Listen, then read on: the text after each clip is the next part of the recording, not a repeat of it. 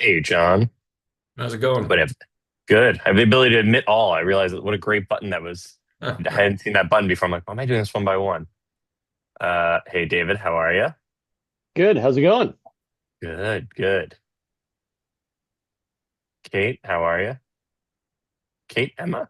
Uh, Yeah, hi, I'm Emma. My I, mother is Kate. This is the I, family I, computer. I'm like instinctively was just reading names. I like only like one coffee deep into the morning, so I'm like, that doesn't feel like the right first name. Yeah, and And I'm JG, also you're trying to looking like, good. what's that? You're coming up as JG, so it's all good. There you go. There, yeah, yeah, yeah. I got a little bit younger. Kathy, good to Good see you. morning. Good to put a face. I know we spoke a few times, but a while back. I haven't seen you in Yeah. person. David, good to see you. Yeah, Likewise. morning, how are you? Oh, and the other David, Oh yeah, double Davids, double the other Davids. the other DR. There we go. Let me just pull up my email. Okay, great. I want to have my the 360s over here.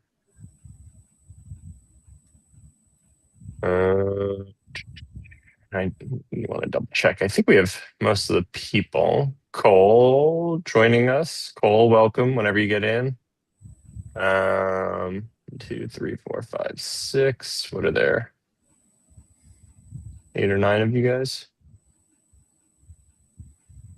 9 of you.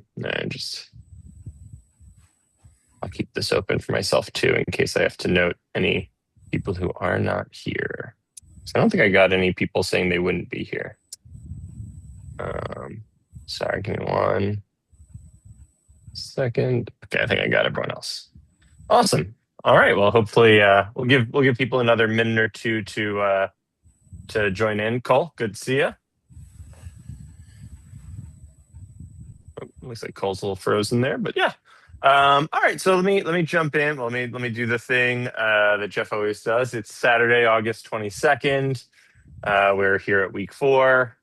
Usually does some iteration of can't believe it's week 4. You guys have put in 30 hours already. You're working on your 40th hour, up to your 40th hours. So you should be moving along in your process, getting towards your scene outlines. I know some of you have already started on scene outlines and even kind of done a few iterations of it.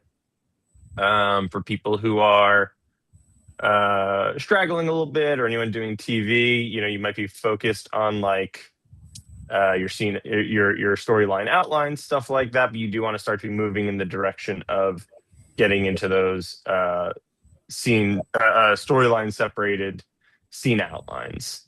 So yeah, if you guys are having any hours issues, please let me know during office hours. I'm happy to kind of even just work through some of that stuff with you guys. I'm totally available for even those levels of conversations. I think sometimes people feel if they're falling a bit behind, it's like inappropriate to call, and more often than not, it's the most appropriate time to call and get you guys back on track. So please feel free to even just reach out in terms of scheduling issues and all that kind of stuff. Well, great. So I typically like to, and this is a great week for this. I typically like to start these mostly because I've spoken to some of you guys during office hours. It's usually a little bit more I don't want to say hurried, but at least in some ways it's a little bit more to the point. You guys are sending in exercises and asking really specific questions. Whenever I host these, it's always a really fun opportunity to get to see a little bit more abstractly where you guys are at. And this week is a little bit more of like a check-in week. Naturally, we have a couple of exercises that we'll be going over and we'll be able to learn from. So thank you to David and John for both sending those in. But yeah, this is a great week for you guys to get to ask questions. But I'm going to start. I'll just go in the order of people on my screen. Why don't you just kind of tell me where you're at? Just so we can see if there's anything that starts to brew in terms of questions and all that. So, John, why don't you give us like a quick? I like to keep these short so we're not like overly like. Don't give me like your the life story of your experience, but like in a paragraph, how's it going? How's your first 30 hours? What are you working on now? Yeah, I have found it very helpful. I think the scene outline exercise has really helped me with a new amount of familiarity with the project. Yeah. It's the farthest I've gotten in terms of ever getting an act 2 for a whole feature-length project actually completed and plotted out. So it's given me a lot more confidence to move forward with the project, even though I had concerns initially that it was derivative, or a friend told me it was exactly like a movie that came out recently that I did not see. So, Okay. but now I have an angle to work on that.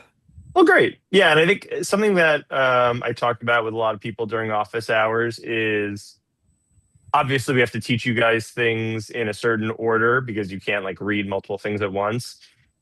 But as you start to develop your 363, I think a lot of times people get a little stuck trying to make it perfect. And something I have to encourage writers to do, I think I did this with maybe David this last office hours, if I'm not mistaken, like work on your scene outline, kind of bounce back to your 363 if you feel like things are short. It's a great way of like measuring. The scene outline is a great way of measuring your success of your 363.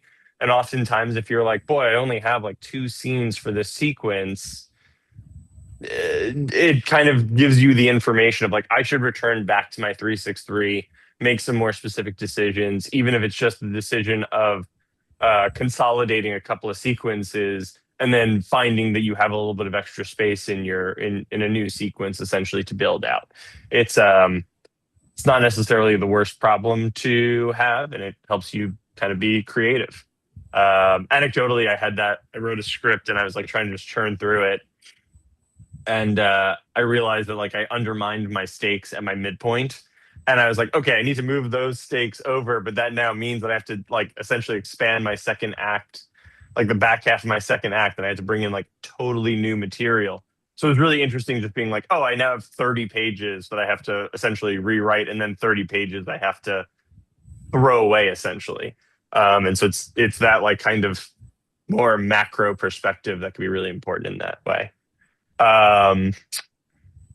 David, not Risotto is my next, Reese.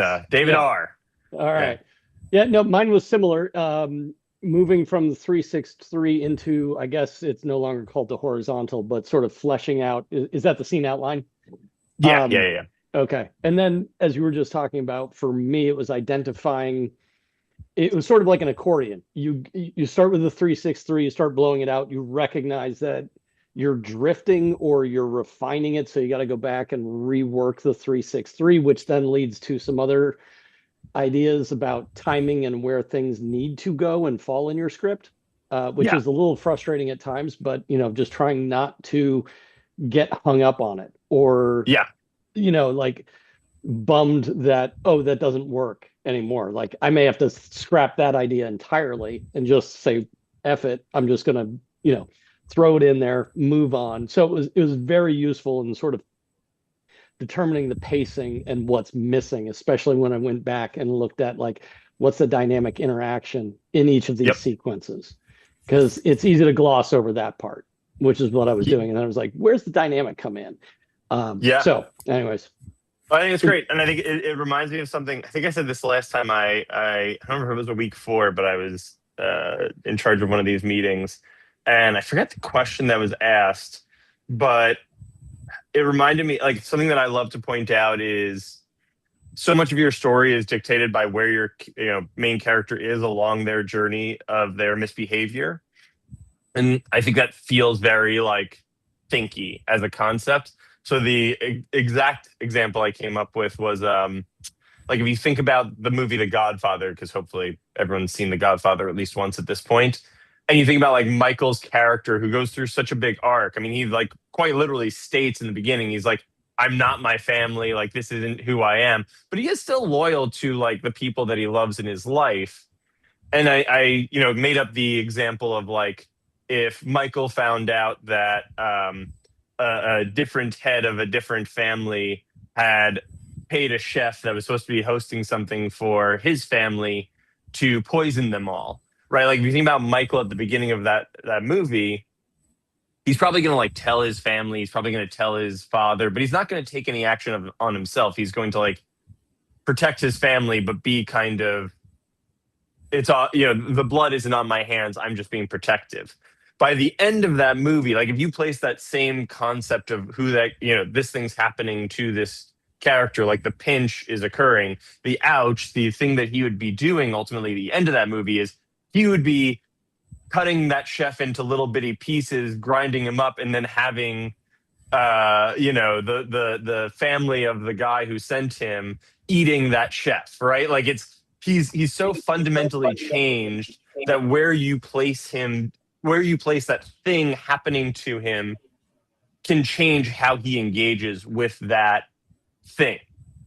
And so, David, to what you were saying, it's interesting because sometimes you're like, oh, this doesn't quite work for this piece in my, and it's good. It's a good thing to go, oh, I really like the idea of Michael, like butchering, like having somebody butcher this guy and feed him to his enemies kind of thing.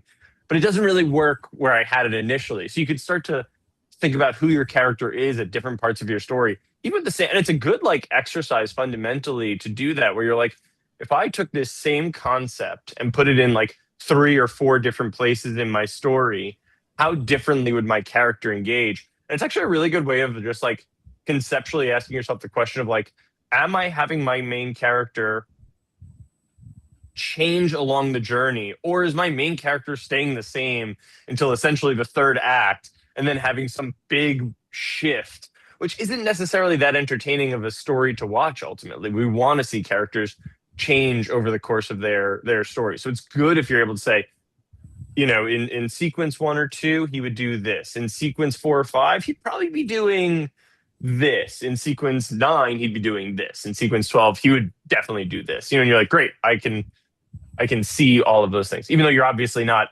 portraying the same scene, or most likely not portraying the same scene 4 times over in a movie, right? So it's a cool little like mini exercise to just test your own ability of crafting a misbehavior. I'm sure someone's heard me say this already. Maybe I said it during a script conference recently, so maybe no one has heard me say this, but I always think I think that writers often fall into this trapping of like, the easiest way to approach a misbehavior is almost like an on-off switch, where it's like, my main character is doing this thing until this point in my movie, and then they've totally switched. And it's important to almost think of it more like a dimmer switch, where it's like, as your story is changing, the light is slowly changing over the course of that story. So the more you're able to kind of be like, it's an incremental change, Walter White in Breaking Bad is such an amazing example of this, where he's just like, the line he draws in the sand in episode 1 is so far from where he ends up. But at any one point in the story, you're like, I can see how he tiptoed over that line, or that seems justified just by this much. But you couldn't jump from episode 1 to whatever it ended up being, episode 68, and be like, oh yeah, that makes sense.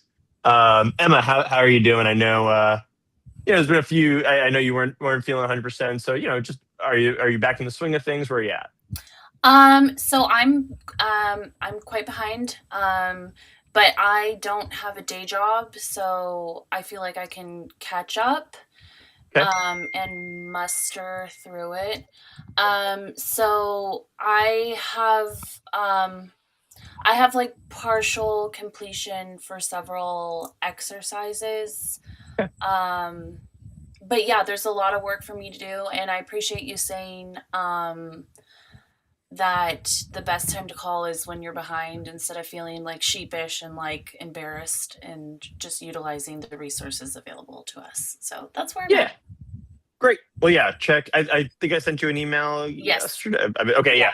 So yeah, just feel free to like follow up on that if you need to. And then let's like talk during the week so we can make sure you're all caught up and or in the process of catching up. Yes. Thank you kindly. Yeah, of course. Kathy, how you doing? Where you at? I think I'm in a good place. I found myself getting kind of hung up on the mechanics of the exercises. Like I had my 363 and then I was trying to do the scenes, and I kind of struggled with that a little bit. And then like I said to myself, like, I know what I want. I know how I want the story to go. So I literally took the 363 and I made like each of the initial, like, let's say in the 3, there were 3 things. I got more granular and fine. I guess I made them more into the scenes I was thinking of. I mean, I had plotted out my scenes, but now so it became like a 10 15.6 instead of a 3.6. Well, So it's all right. there, but I think something to think about for you, just jumping in really quickly, because you're working on a book, right? And so have you, I remember early on us discussing, and this could become like more of an office hours thing, but it's good for anyone in case anyone else is ever thinking about working on a book. It's good to kind of get to at least hear a little conversation. Have you made a decision on on the goal of your word count, or is that still a little bit in the air for you? no decisions at all about word count. So I would start to think about that because I think that's going to largely, like, the exercises prior to your 363, unlike everyone else who's like TV and features are fixed, right? Like there's not Sure. that much of a distinction between someone writing a 95-page script and a 120-page script when you um, break them down into 12 sequences. You're talking about the difference of like a page or so. But for you working on a book, you can have a really big swing. We've had people who have literally come in here and worked on novellas, and we've had people who have worked on like, their goal was essentially like, it's going to be Moby Dick. You know what I mean? I And get the sense, not to cut you off, but I get the sense yeah, I'm going to be on that latter end okay, because I will tell you, like, Moby Dick is one of my favorite books. Like, I love the classics. I love, going for a ride. And when I've read more modern novels, sometimes it feels too plotty for me. So yeah, I'd rather give my sense, I'd rather give myself the freedom to, I don't want to say plumb a scene, but sure, give it this time and space it needs. yeah.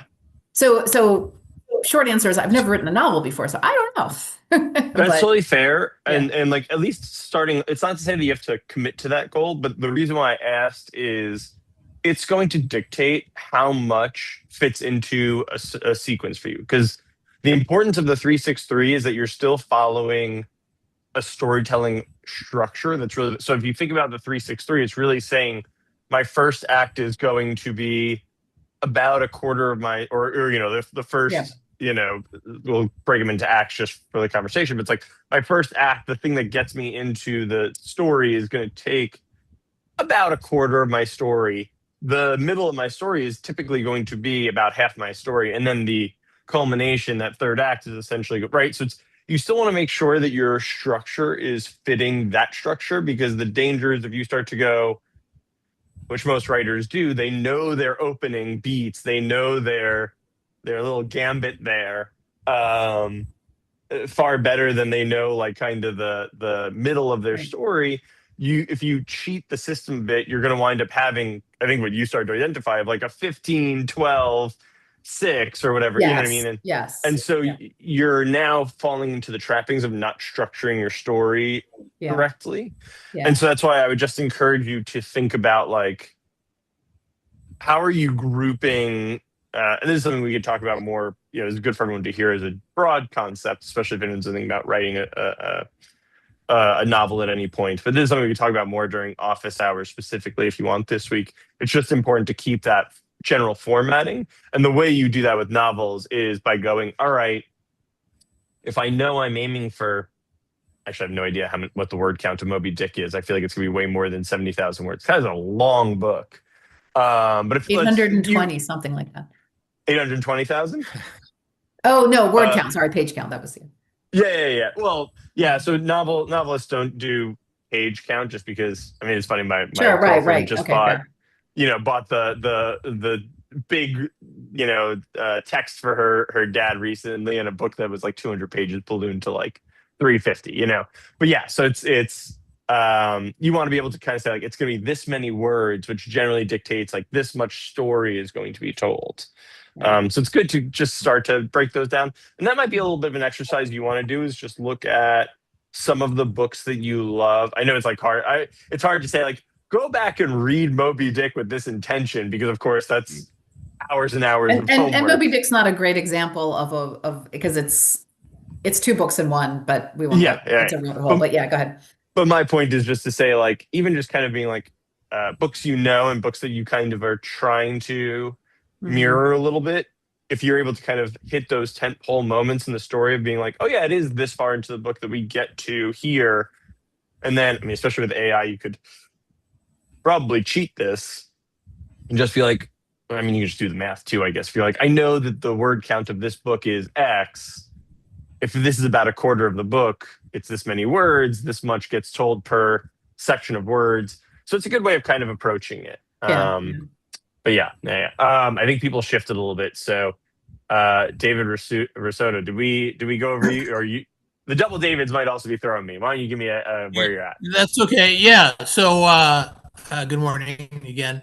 Morning. So just a quick history of my project. I actually wrote this script back in '93 and shelved it and worked on some other projects. So I never went back, rewrote it or anything. About 3 years ago, I dusted it off, rewrote it pretty extensively, shopped around a little bit. And then this opportunity came again to go in because I took Writers Boot Camp back in winter of '03, and worked on another project, which I'd shelved and ended up not doing. But yeah, so I found the Unity page, maybe jumping ahead a little bit, has been helpful to me. So my goal here is to refine the story because, as you know, writing is rewriting. And so I will have a more polished, completed version by the end of our weeks here to show you with you and Jeff. So yeah, awesome. I'm ahead of schedule, but that's because I already had the core, together and just refined it over the years. So great. And yeah, for everyone else's sake, the Unity page is an exercise that we used to kind of go over a little bit more here in basic training. I think we might have actually just removed it from the basic training workbook at this point. It's something we do more in professional membership. We wanted to get a little bit more into the rewriting, and it's a good like middle ground as you're moving from like premise line into a 363. But especially as we've had more TV writers, to some degree, the Unity page has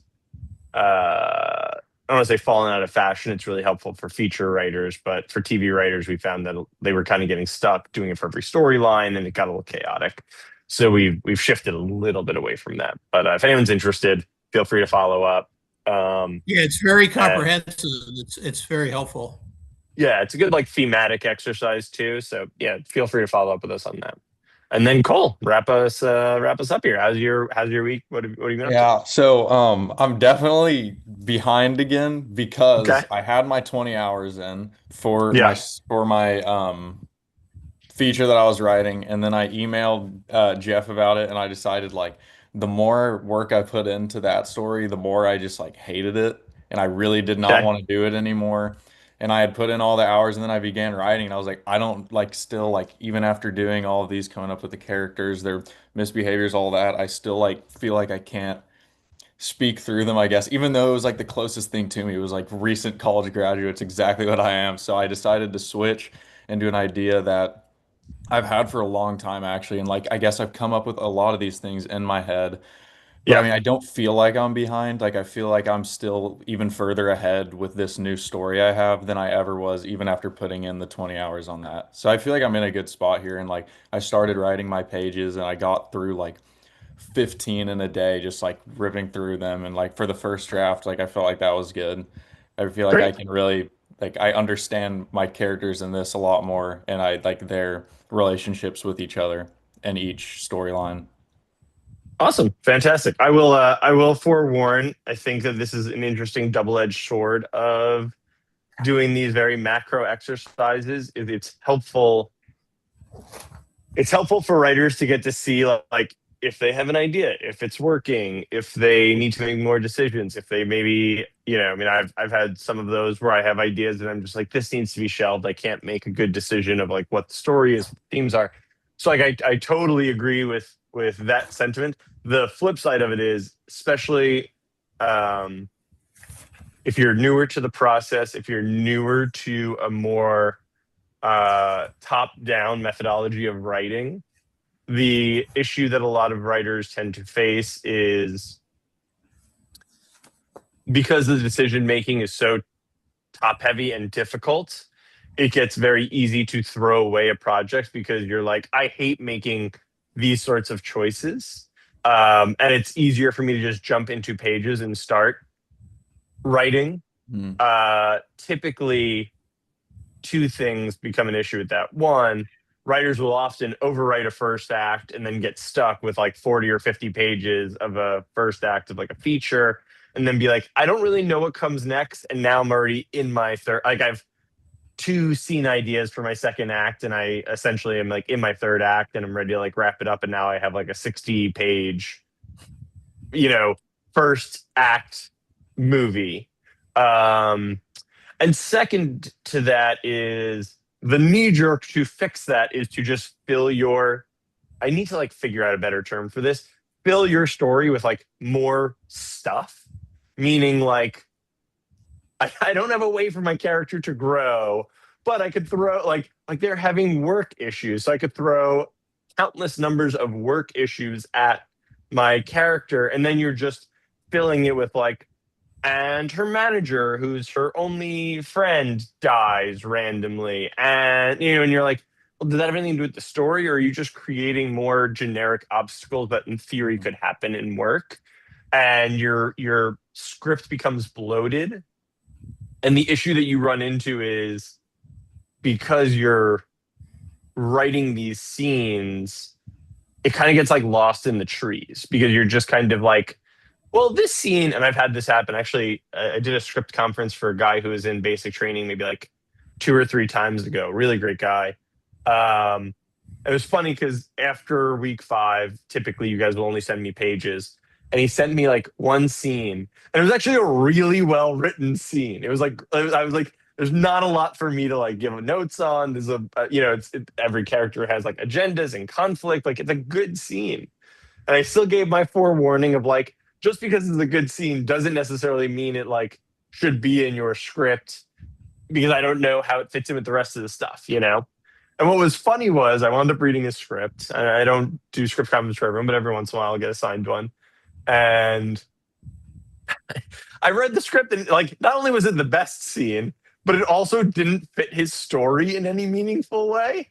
And so it was like this weird conversation of being like, you need to think about the rest of your scenes the way you thought about this scene, but also I don't think that this scene is going to live in your story, which was like it became a big part of our conversation. But it's just to say that like he got so lost in the like scene work of it all that he lost track of how it actually fit the bigger overall narrative. So not to say you're falling into those traps, Cole, but just have that awareness, and it's okay that as you're going through these exercises, you slowly have that moment of like, I don't know if I like my project. That is a thing that it's weird when you get to the other side of making decisions at a higher level. You're like, oh, I like feel much better about my script than I did when I was leaving things more broad. But as early writers, I think there's a tendency to be like, well, if I make decisions and I rule things out early, I'm like limiting myself, and that's scary. But you'll tend to like your stuff a lot better, and you'll write better if you rule stuff out. If you don't allow yourself total, like the example I often pick on because we get a lot of these scripts was like people be like, oh, it's like a woman who got out of a bad relationship and doesn't really know like how she feels about like love, and you're like, okay, but like, do you mean like romantic love or like what, and they'd be like, well, she also had a bad relationship with her parents, and she doesn't have any friends. And you're like, right, like this is so many different iterations of love that how do I understand how she has any growth? You can't tell me 10 stories in one, like define what you mean by love. And she could have love in these other ways. So it's important to be that, intentional. And even just by saying like, she has amazing friends that she like absolutely loves. It's this iteration of love that she struggles with. You're like, great, now I know who she's aligned with, where she can express, success, and how I'll measure success in other ways. So it's kind of like a cool way, like learning to accept limiting yourself is a great way to grow as a writer. It also just leads to more interesting decisions. All that being said, let me open it up. You guys have now read through a lot of the workbook, you've worked through a lot of exercises. So does anyone have like any either questions or issues, any terms that feel a bit difficult to kind of work through, or things that maybe felt limiting that you want more like information on to start making different decisions as you go forward? Because you're now kind of getting into the nitty gritty of working on scene outlines and getting into pages. And the one thing I will say, um, the people who tend to both get through their scripts the most efficiently, and the people who often feel the best about where they're at when all things are said and done, are the people who make the most intentional and specific decisions up front. But sometimes oftentimes I should say, that's really, really difficult to know, like, how do I make those decisions? What decisions should I be making? So I'm happy to field like any of that, because I'm sure anyone who speaks up now would not be the only person asking a question about what they're asking. Emma, yeah, jump in. You're muted. Hey, There you go. okay, hi. So yeah, I guess what I'm most interested in, I like, is like having my story conceit be fresh, like making, how do I like, how do I like cross reference it to make sure it's fresh? Because I want, like, I know Jeff hates the word dramedy, so like, Sure. Yeah. so but I'm not like, as opposed. Don't worry. You don't have to. I'm not offended by the concept of dramedy yeah. or dark comedy. For I know that one. If anyone's doing dark comedy, you probably heard his. Yeah, go ahead. Yeah, so I want my script to be kind of like, because I'm like a really like goofy kind of left of center type of person, so I want my script to read as like, oh wow, like this is kind of like absurdly fun and charming, but like we're dealing with really heavy topics. Mhm. So but how do I check my story, like tools to check my story conceit to make sure it's a high concept and not just like another iteration of something that's been done before? Yeah, I think it's a great question, and I think something to realize in that is inherently your story is going to be derivative in some ways from other things. In probably most ways, it's going to be derivative, right? Like the example that I often give of this is like every 10 to 15 years, there's some iteration. Growing up for me, it was Friends, but like of Friends, right? Friends just became How I Met Your Mother. You can even make an argument like Big Bang is just an extension of that kind of storytelling in a way, not quite as much, but it's like, I'm sure there's some iteration. I don't know if I haven't gotten into Euphoria. I don't think that's quite it. But there's some iteration of like, a bunch of friends in their 20s living in New York City or some other big metropolitan city, New Girl. dating and going through zany antics, right? And so the thing that to me separated Friends and How I Met Your Mother was the storytelling, right? There was the quite literal promise of How I Met Your Mother, right? And so it's that it was somewhat centered a little bit more on like Ted and the distinctions. I mean, oh yeah, there was that show of oh god, Patrick Warburton had a show with David Spade that was kind of the same iteration of like people at different stages of the relationship. You had like the Joey Tribbiani, which is kind of similar to the Barney Stinson character, but there wasn't necessarily the Lily and Marshall in Friends. You had so there's certain distinctions where you're like, okay, there are certain character conceits, even if they weren't the most conceitful character conceits, that separated the two. There was the storytelling, which was, Ted's telling this from his future position to his children, and that even impeded some of how the storytelling was told, right? There was the dynamic of I was a How I Met Your Mother fan. I wasn't the biggest Friends fan, but whenever they would do drugs, they would be eating sandwiches. It was like that kind of thing where it's like, okay, there's like a dad telling a story, and there's almost like a how reliable of a narrator is he, which there's no narrator in Friends. You're just watching them actually go through their daily lives. So there's no need to question that. And so, even two shows like that are very, very overlapping, very, like I would imagine when you're going into a meeting pitching How I Met Your Mother, you're in some ways going, it's Friends, but imagine this. You know what I mean? Like imagine a guy telling it to his kids, 20 years in the future. Maybe the even the promise of like the story is going to lead down this path, which like Friends didn't have that path, right? Like you assume that they were going to have happy moments, and typically shows like that probably eventually get to a place where yes, the characters are all going to have to eventually get married because what else are we going to have them ultimately do? It's so funny. I don't know if anyone watched. It was one of my favorite shows. Even though I didn't watch Friends, I watched the show Episodes, which featured Matt LeBlanc playing essentially himself as like the guy who, and so they're making a TV show, and the writers wanted to make his like love interest a lesbian because they're bringing the show over from England, and in the English version, she's a lesbian, and Matt LeBlanc is kind of just being an asshole-ish version of himself, being like, you got to make her straight, and the writers are just sitting there going like, it's just because he wants to imagine that he has the ability to like fuck her, and even like he needs his character to have that possibility, and a lesbian would like shut that off. And at the end of the episode, Matt had this great line where he's just like, it's not about that. It's about the fact that you're going to be writing this show for 7 seasons, and you made her a lesbian in season 1. Now you're going to go, what the hell do we do with this guy and a lesbian for 7 seasons? So it's like, even that dynamic of like the awareness, like, yeah, you get to season 7, you're probably going to need people to like get together and do that kind of thing. But that wasn't what Friends was promised as, right? So there's that constraint even. And so like going back to my comment before, making those distinctions, making those specific and intentional decisions. How I Met Your Mother, every episode was going to in some way lead to Ted meeting the mother. Like that was always where the conversation was leading. All the story arcs were always moving in that direction in some facet.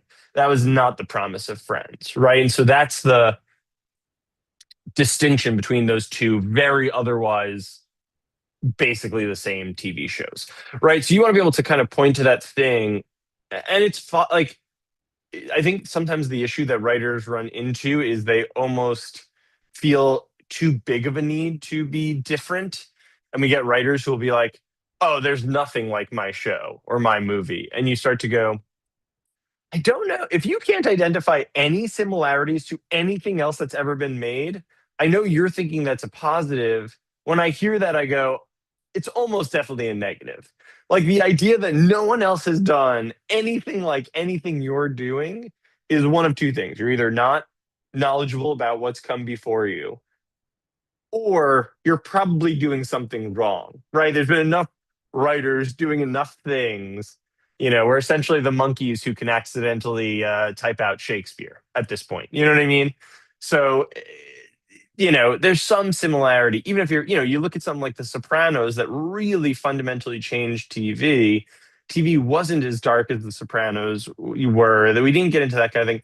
It still like came off the back of other shows that had come before it about crime. You had like dark crime on TV for years. It was just never, you weren't rooting for the criminal, right? Like that kind of was the thing, and Breaking Bad was built off of The Sopranos, and it was much darker, I remember I got into Breaking Bad early, but the episode I was able to get all my friends into it on was the episode where the crackhead wife pushed the ATM machine onto her husband's head and it exploded. I was like, I promise you're going to have a moment in season, whatever it was, 2 or 3, where you'll be like, holy fuck, this show is crazy. You know what I mean? And it's like that kind of thing where it's like, they didn't just have sporadic things like that happen in The Sopranos, as dark as The Sopranos got at times. Everything felt like justified and calculated and intentional. And you know what I mean? Like there just wasn't a crackhead who was going to do that and then you just move on with your life. As like their 6-year-old child is sitting there watching cartoons. So it's like, yeah, you build on the stuff that came before you. And so I would say to you to get all the way back to that question, accept what is derivative of your project, but be really, the way that I kind of gave those couple of examples, be able to be like, this is what I haven't seen, or maybe I've seen from like a different media. Like, to give you some insight into my world briefly, I'm working on a project with a producer, and the thing that kind of got her hooked was I was like, I haven't really seen a version of like a horror that starts as like a workplace comedy, even though it feels like those two things should be like interwoven. And it's been a really difficult endeavor. Like we have a specific world that we're playing off of and all this kind of stuff. And it's so easy to imagine both things. It's just like, when does it blend? How does it blend has become really difficult. But if you ask me like, what's the, because like the first thing I did was I was like, all right, like what other movies take place in this world? There are several. Like I watched them, I checked them out. How, what other workplace? Oh, like Office Space, all that kind of stuff. Like we're totally ripping some of the workplace comedy elements of like Office Space off. You know what I mean? Like it's so ripe of like, it feels like it could almost be dark. I half had this idea from, I don't know if anyone saw this, but someone cut Mrs. Doubtfire into a horror trailer, which I like watched, and I was like, to be totally honest, if I only saw this and did not know of Mrs. Doubtfire in any other way, I'd 100% believe that this is a horror film. Like, no, I'm not even questioning it, And so I was like, okay, we could like manipulate the audience in a way. And so it became like this fun thing of like, I haven't really seen this iteration of storytelling, even though I've seen workplace comedies and I've seen horrors and I've seen horrors that take place. And frankly, I've seen workplace comedy take place in this sort of location. I literally wrote like it's like loosely related to like theme parks. And I was like, I wrote a workplace comedy that takes place in a theme park. So it's like, I could totally imagine all of this. And I've seen iterations of, so yeah. So there are things that are going to be derivative. Most of your stuff is going to be derivative. Frankly, some of the stuff that makes it conceitful might be the merging of derivative assets. But it's just the ability to say, like the way that I would pitch this feature is I'd go, I've never really seen a workplace comedy set in this location that turns into a horror, even though it makes total sense and feels like it should be done. You know what I mean? So that's does that like help kind of get you in a direction or at least a way of thinking about your argument? Great. Yes. Great. And look, if you want to like, I'm not the most encyclopedic movie TV person, but I'm pretty good. So if you want to like take some office hours time and talk through some of that, I'm often very good at being the jerk. I forget if it was John who said so, or maybe Cole. Someone said like, I had a friend who was like, this exact movie just came out. You know what I mean? Like it's I am often that friend to my writer friends who's like, have you seen this? And honestly, it's not a bad. John. I think you were the one that said it. It's not a bad thing. Like a project that I recently was working on, was very much like in the vein of a Snowpiercer. I love Snowpiercer, and I'm like, there's so much good. I mean, even down to like I'll give you this insight. I highly recommend if you guys want to look at how to layer scenes. Look at the opening scene where, oh God, it's not Frances McDormand. It's the woman I always confuse with Frances McDormand from Snowpiercer. Emma Watson. Not Emma Watson. Not Stone? Emma Stone. No, Emma Older. Thompson. Yeah, thank you. I was named for her. You were named for her? Oh, that's awesome. I'm pretty sure. Yeah, English actor. Yeah. There's the scene where she's like the superior, the first class person. And if you guys haven't seen Snowpiercer, it's amazing. Go watch it. But she's like the first class passenger who's kind of in charge of keeping, I guess, the people in the back in their place. And it's the scene where she like puts the shoe on the guy's head as his like arm is being shoved out of the train. And I'm like, oh God, why am I blanking on the writer's name? He's South Korean. Anyway, Bong Joon-ho. Thank you. Yes, just brilliant layering in a scene. There's so much that is told in this 5 to 7 minute scene that's mostly a monologue. And I'm like, this tells me about the world. This tells me not like the outside world, like the literal outside world. It tells me about the characters that are in the world we're going to be focused on, like the people in the train, the hierarchy of the train, how the hierarchy is viewed and accepted, the stakes of the world, the stakes of the people inside, right? Like it's just and even like the perception of the people in this world. I like, just because I was working on a project like it, I must have watched that opening 24 times and just broken it down. I'm like, there's so much being told without the audience being told the thing. You know what I mean? Like, it is, to me, I think that might be one of the most brilliant scenes I've ever seen in anything ever. Like, seriously, do yourself a favor if you want to be a writer and like just watch that scene till you're like about to throw up. And it's just stunning. Stunning storytelling. Anyway. Yeah, so do we have any other? I'm happy to feel literally like anything. Like I said, I'm sure you guys are. Kathy, yeah. So can you just, at a high level, explain or guide the getting into the second act? I know the second act is where the adventure happens, but Yeah. I kind of just need to hear it a little bit more, kind of the What? punch in and the punch out of the second act. Yeah, I think a good way to think about breaking into the second act is, I almost like to think about it as your protagonist would have gone along on this journey no matter what, based on who they are before the story starts. You know, you've created a misbehavior, and it's the type of situation they could find themselves in because of who they are. The thing that has happened at the end of your first act that breaks you into that second act adventure is a point of no return. Something in their world has happened for some reason that they can no longer go back to like their prior world. Like, they would have gone along on this adventure of their life regardless, but this thing happened and now they are stuck going through their adventure and their Okay, change. that you gotta rewind that for me because I didn't Sure. follow. Okay. Let me think of like an event. Okay, so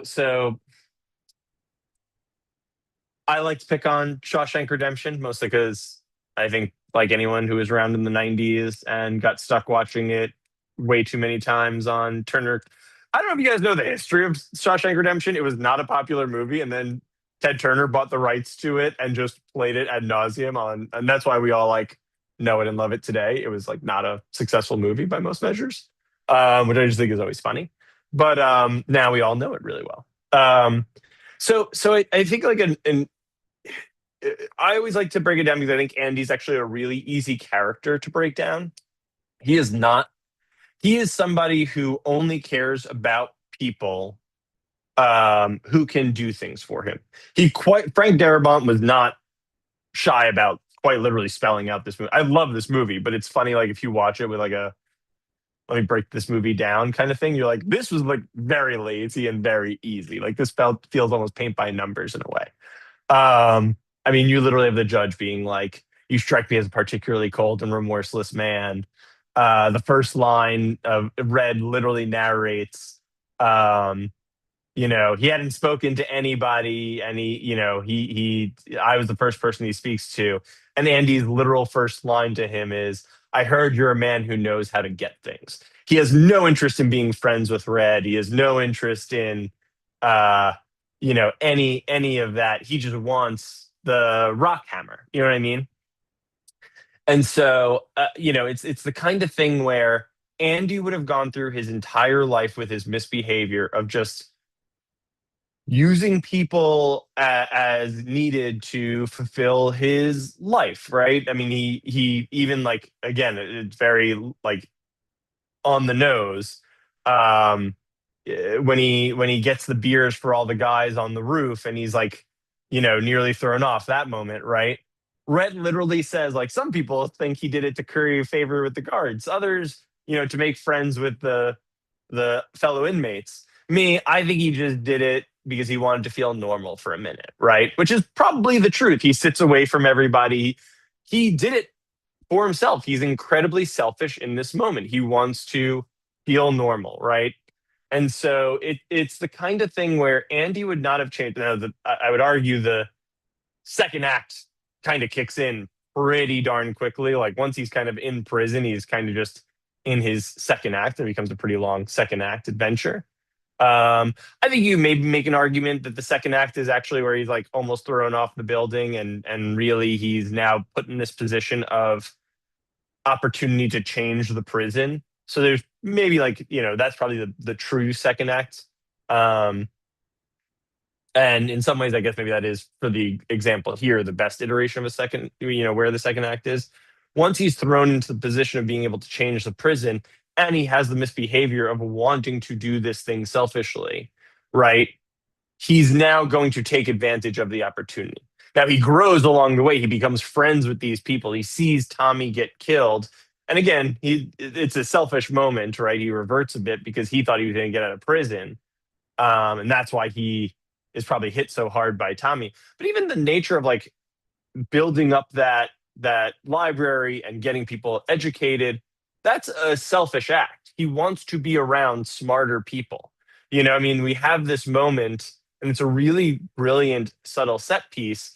They get the books, and the one guy's like, dumbass? And he's like, Dumas, right? It just establishes he is around people who are too stupid to be around him by his standards. Right? And so he grows these people into who he wants them to be, ultimately. And so, it's the moment, I guess, and why really the second act would start on him almost being thrown off the building and now ultimately being thrust into this position of like, you're going to do our accounting. You're going to be, the guy we turn to, the warden turns to keep the ship kind of running in this way is, it now forces him to change his trajectory, right? Like he has the ability to really be empowered to change the prison in the way he wants. And then it sets off the rest of the plot, right? And so you kind of need that impetus, that like shift of like, Andy, in a way, didn't have the opportunity to revert and go back to just being a regular guy in the prison, right? He can't revert and go back to being a regular guy out in the world doing what he was doing. So there's some moment that happens, there's like a click in your plot that forces your character, and it might be done by your character, right? Andy is relatively active. He chose to go up to this guy and say this, and say the thing to him. Or it might be something else that happens in the world. You take like an enemy of the state, and now they're just chasing after Will Smith, and he has the device. He can't like get out of that situation. So it doesn't have to necessarily be done by your protagonist, but it's in some way shifting your protagonist into a way that they can no longer revert to. Right. And is that event from which they can't come back, is that the end of the first act or the beginning of the second act? I mean, it's the same. Your first act ends, and your second act kind of goes into, if you want to like specifically place it on your 363, I don't think there's a specific rule of it's like it has to be at the end of sequence 3 versus the beginning of sequence 4, but it should kind of be in that general area. Anyone else want to jump in with something that's kind of going on, or any thoughts on those things? Otherwise, we can start to jump into the 363s. Going once, going twice. Sold. All right. Let's start with David's. And I'll abide by Jeff's rules, although I always like to cheat and read everyone's entire 363. But we'll go through the dynamic rhythm of this, and we'll read 1, 3, 6, 9. I like to read 12. We're going to add 12 into the mix. We won't tell Jeff. Brad, I'm sorry. Were these sent out prior, or am I witnessing another they were Gmail part of deletion? They were part of the email that I sent out yesterday at like 5:10. Oh, I see them at the bottom now. My apologies. Okay. You got it. You're good. All right, so let's do 1, 3, 6, 9, 10 of David's. John, you mind reading? Let's do 1 and 3, and then Kathy, do you mind doing 6, 9, and 12? Career minor leaguer ice hockey player Joe Craven is told by his head coach that the big league parent club Los Angeles Cougars have called him up to play for them. In Craven's first ever professional game, he scores the game-winning goal in overtime for the Cougars. Craven starts having an affair with the head of the Cougars public relations, Mary Ann Cooper. Craven is confronted by his coaches and team captain Colin Williams, warning him to get his life together or kiss his dreams of a professional career goodbye. Craven shows up at Becky's office. He apologizes for his behavior to her for the past couple of months and asks her to marry him. She accepts. Okay, great. Thanks, guys. So yeah, let's jump in. One, David, I know that you've already written this, and I think you're kind of working a bit backwards. You've worked on this project. I'm sure you've worked on 363.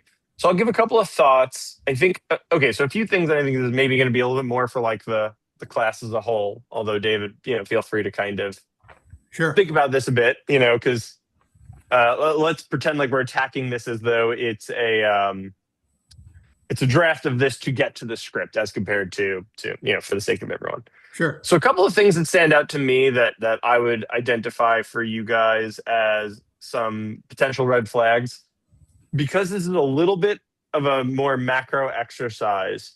I would get out of the habit of defining these sequences by any sort of dialogue or anything that feels related to dialogue. So like, let's just pick on sequence 1 for a second. Joe is told by his head coach that, even just the phrase like told by, it's the kind of thing where I'd go like, all right, can we start to move that into a phrase that might be like, when Joe, when Joe learns he's been called up to play for, play in the big leagues, then blah, blah, blah, right? And then we can kind of start to get more in the direction of what's occurring next. We're starting to fill out a little bit more. See how like this sequence 1 feels like a singular scene and even like dialogue potentially within a scene. We want to start to get to a little bit more of a macro standpoint. So like something that I would kind of identify as like, can we see 3 to 5 scenes out of this sequence, right? Right now, doesn't quite feel that way. And I think there's a little bit of that even within like, if we look at 3, even though it's not dialogue, in his first ever game, he scores the game-winning goal. It's a great moment. It's probably gonna be a set piece moment for the story. So it's understandable why it's in this location in the script. But again, it's probably a moment that lives within half a page. Maybe if we're seeing, obviously we're not watching an entire hockey game here, but if we're seeing, an action sequence of a hockey game, it might get to be 2 pages. If there are important moments within the game itself might be a longer sequence. But you see how the way it's written right now, we're missing context of even like when superstar Billy, tears his ACL, Craven is shoved in, at the final, in the final minute, of his first big league game, right? And even better context might be, and I think it's just because I recently watched, I don't know if you guys watched the Untold about the shootout with Gilbert Arenas and Javar Crittenton back in the early 2000s for any basketball heads like me. But it was Gilbert Arenas was like the big name and Javar Crittenton was like the nobody. And my girlfriend. Is that the guy that choked his coach? No, that was Latrell Sprewell. Okay. Javar Crittenton was he was the one that got in. They like both brought guns into the into the locker room. That. Yeah. Yeah. And then so Javar Crittenton's life was like ruined by that, and Gilbert Arenas has gone on. Not Latrell Sprewell. He when he got released, he got signed with the Knicks. He got signed by the Knicks, baby. Those are my golden years. Like, listen, you guys are lucky I'm not rocking some Knicks gear right now. I was like, all right, I won't. I'm leading this thing. It was like the first time in about 50 days that I'm not wearing Knicks gear. I will be wearing Knicks gear once we get off of this. Don't worry. I'm just I told my girlfriend right after the Knicks won the championship, I was like, just so you know, you're dating a 12-year-old boy for the rest of the summer. I will only be wearing like Knicks gear all summer long. So yeah. But I was gonna say though, even getting into the dynamics of like, thinking he's the best guy on the team, but finding himself on the bench, right? Now you're starting to imagine, okay, we could get to some scene work. What does a guy who thinks he's the best on the team do in the locker room? Or how does he engage with a fellow the actual superstar, right? So even just building out this sentence, we could get to the same moment of ultimately he scores the game-winning goal, but can we get a few more concepts out that fill out this sequence, and then this type of sentence probably gets moved into a scene outline, right? And so those dynamics can be really important. It's also a great way, and again, I'm approaching this as though David hasn't written the script. This is the kind of thing where I would look at it and go, can you get 3, 4, 5 scenes out of these sequences? And if the answer is yes, then your issue becomes a little bit more, the phrasing is maybe where you're struggling on this exercise, which frankly, this is a difficult exercise. It's a very it's not the most macro thing we do, but it's not the most micro thing we do. And you're like, all right, how do I navigate this? Because you also don't want it to just be, I've taken my 5 scenes and written them as one long sentence. The way that I almost like to, the analogy I give, I guess, because I have a finance background from my undergrad, is like, I remember statistics was the one class that I absolutely hated more than anything else. It was almost like those annoying math problems that you would have where it's like, 3x plus 2y equals 25, right? You kind of need the 25 to be able to figure out what 3x plus 2y equals. You know what I mean? And so this exercise is almost like your 25. You don't want a math problem to say 3x plus 2y equals 3x plus 2y. It's like, all right, well, that doesn't tell me anything, right? Like I can't really solve that. And so you want to start to create like a little bit of a limitation, even if it's a little bit more macro. So when you get into your scene outline, you're actually identifying, well, this is what 3x is, and this is what 2y is, right? And this equals my bigger overall sequence statement. Right now, it's a little bit living. Like I'd be concerned if we went into a scene outline, I would just get an extended version of these scenes, right? So that's a little bit of what I'm seeing here. I would also just say in general, if you're working on the 363 for the first time, give yourself more room. All of these sentences are short, right? They're a line to a line and a half down the page. A couple of them get into 2 lines down the page. I'm always encouraging, especially as you guys are newer to this experience, overwrite a little bit. I mean, I don't know if I said this to anyone in this group, maybe I did, but like when people send in premise lines, I'm often like, it's limited to 50 words, but you on an early draft shouldn't limit yourself to 50 words because chances are you're picking bad words. Like you're picking words that are almost like redundant or like, David, I'll pick on your sequence 1 again for a second. Do I need to know that it's the Los Angeles Cougars at this level of story? Not really. It's not the name of the team and the location. Like looking at this whole thing, the location of even Los Angeles doesn't feel all that important to the story. Now, maybe it is, right? If I saw how, if I'm thinking about, man, this is like a different, I'm just living off of Untolds apparently, which are great. The Lamar Odom one, where it's like he, moved to LA and then he became Khloe Kardashian's, or I think it was Khloe's, I forget which one, the husband, and then he had the TV show and this and that, it's like, okay, Los Angeles fundamentally changed how he lived his life.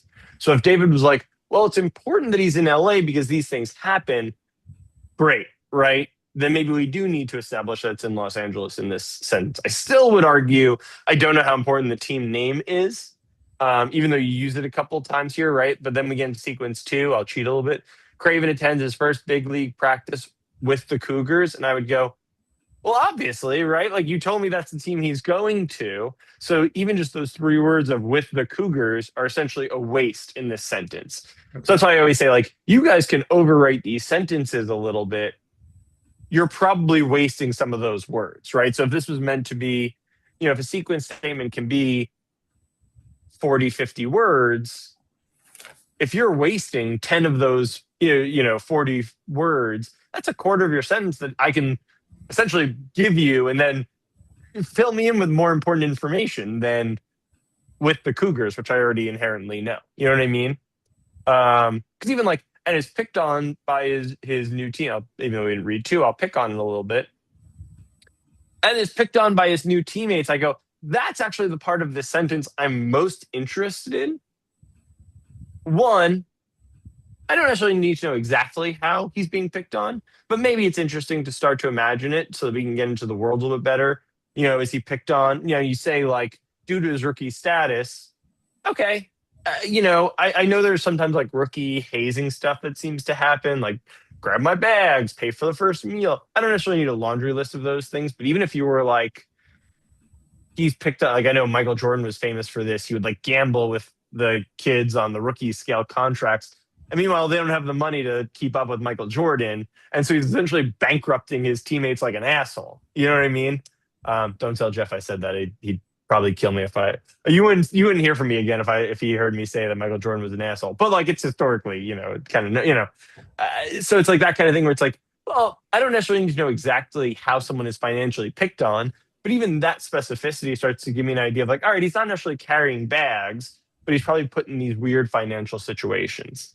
And secondary to that, I want to know how he's handling it, right? So if we continue down this theoretical road of he's being financially picked on, does he lean in and play the big shot, or does he desperately seek a fellow or sophomore on the team and be like, how do I handle this? Does he make a friend out of it?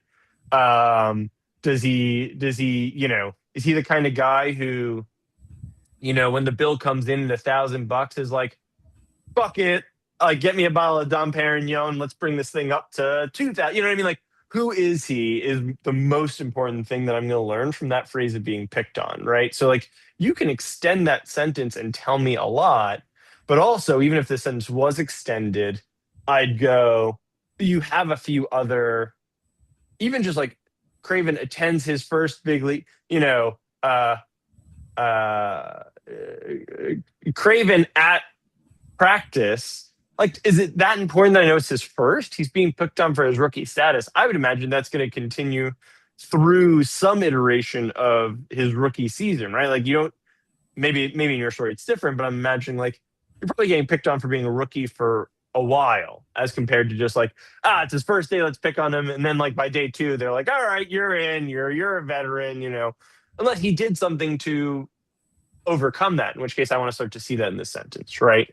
So it's those sorts of decisions and distinctions that you could start to make in these sequences that will feed, your scene outline decisions, and even just kind of going back to the specificity that I was talking about early in this meeting, how you're coming up with that sort of specificity, what types of things are happening, how your main character's engaging with those sorts of things. Those are the decisions that you're starting to make here. And so like if we look at David's and now kind of reflect on some of the things I've been saying, you see how some of those decisions aren't necessarily, it's not to say David didn't make them, but they're not identified in this document in a way that like 15 extra words probably could start to identify for us and tell us a lot more story while maintaining the same plot. I'm not even asking, I'm making up situations for David because they're not necessarily here and I want to get into the David, tell us about these things. So I just kind of made them up. But like, I'm sure in David's mind, he has, especially having written it, some of these answers are already kind of baked in, right? But if you haven't written your script, which you guys haven't, that's how you start to make those decisions. Does that make sense to David, if you have any questions? But anyone else, does that make sense? Yeah, do they have any questions on that? Yeah, I was under the impression that we keep the 363 very tight and lean because my initial one for this, it was probably 4, 5, 6 lines in each one. So it's probably there's a Goldilocks in there, right? But again, like going back to that point, in some ways, seeing one that's 4, 5, or 6 lines, I bet I would start to be able to go, all right, we could cut, like, how many of those lines are filled with things like with the Cougars that I'd go, let's cut it. Because again, this exercise is for you guys. So David, you're not going to be confused that that's who he's practicing with. And frankly, even as a reader, I'm not confused. The other thing I will say, I like to say this to you guys a lot when I see 363s. It's almost like you guys have an instinct of like the wrong things that people are going to be confused by, meaning like,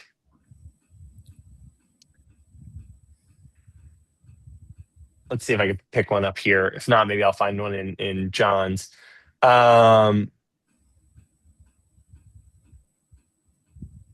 Okay, I'll make one up. David didn't do this, but let's look at 10 for a second. The Cougars lose game 1 of the best of 3 championship playoff series. It almost kind of does it, where it's like, if he was like, and then they win game 2, leading to a sudden death of game 3, right? Like I see sometimes stuff where it's like, guys, like we know, like there's something that's like, I get like for your story, you're like, this is a pivotal moment. It's like, right, but I understand what game 3, like even you don't even have to say that. You could just say they're in game 3 of, or they're in the deciding game. That would even be better. I don't even need to know how many games there are. They're in the deciding game of a championship series, right? It's like, I understand how you got there. In some ways you've tied and now you're at that, whether it's 5 games or 7 games or 13 games, if that's how your story works, right? Like, it's almost like you guys like worry about these things where it's like, I'll understand that rudimentary concept. But then when I go, all right, how does he engage with being picked on? All of a sudden it's like, monologue. You don't really have a good answer to that.